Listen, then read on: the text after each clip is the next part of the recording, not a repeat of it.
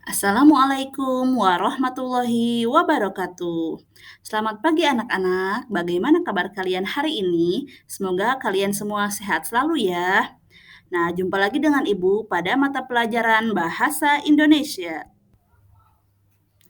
Pada pertemuan kali ini, kita akan mempelajari mengenai teks fabel. Oke, pembahasan selanjutnya akan ada di slide berikutnya. Pernahkah Anda membaca cerita Si Kancil? Termasuk cerita apakah teks tersebut? Yuk simak pada pembahasan berikutnya. Apa itu teks fabel? Teks fabel atau cerita fabel adalah teks cerita fiksi yang menggunakan hewan sebagai tokoh yang bertingkah laku seperti manusia. Fabel juga dapat diartikan sebagai suatu cerita yang menampilkan hewan-hewan sebagai tokoh utama. Dalam cerita fabel, hewan memiliki perasaan, berbicara, berpikir, memiliki sikap, dan memiliki emosi layaknya manusia pada umumnya. Nah, sekarang struktur fabel. Struktur fabel ada 5. Yang pertama, orientasi. Kedua, komplikasi. Ketiga, klimaks. Keempat, resolusi. Dan kelima, koda.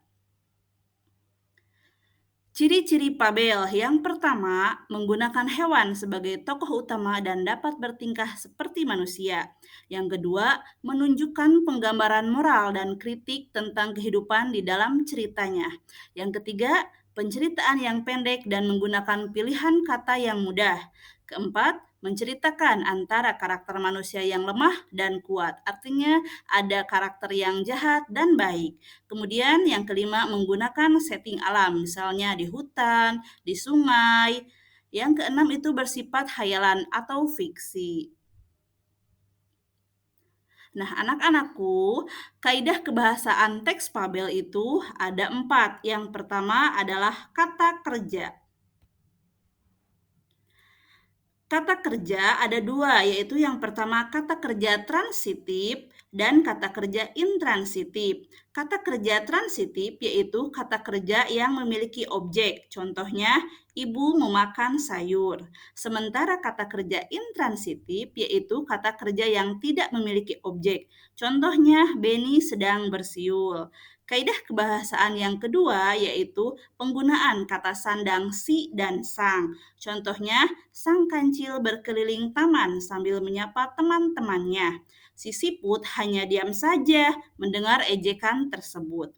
Kemudian yang ketiga yaitu menggunakan kata keterangan tempat dan waktu. Contohnya, pada suatu hari semut berjalan di taman.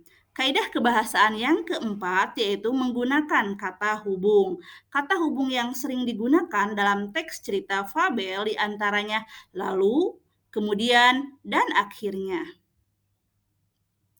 Nah, anak-anakku, fabel ini dibedakan menjadi 2. Yang pertama adalah fabel klasik, yang kedua adalah fabel modern. Untuk penjelasannya, kalian bisa searching di Google.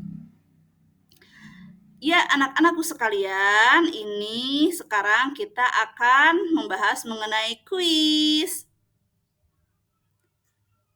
Apa itu kuisnya? Yuk jawab. Yang pertama, sebutkan ciri-ciri teks fabel. Yang kedua, jelaskan perbedaan karakteristik fabel klasik dan fabel modern.